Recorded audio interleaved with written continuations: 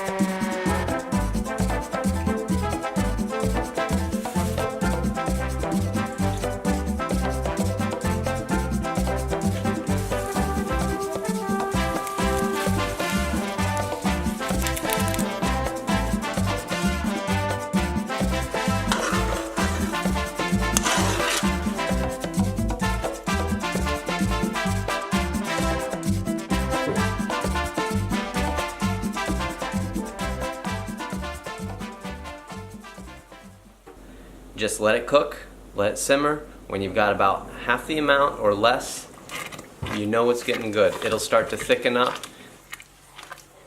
6.5 hours later. You won't have that watery appearance on top. It'll be more of like a thick paste-like consistency. Many months later. After we made the sauce, we froze this in a little yogurt container. We take it out.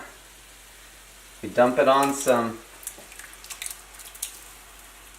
sausage, mushrooms, peppers, and garlic that we've got.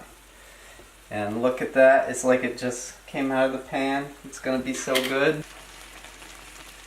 And then we're gonna plate it up with a healthy serving of broccoli, some grated cheese. I'm using manchego, but you could use like a Parmesan or something like that.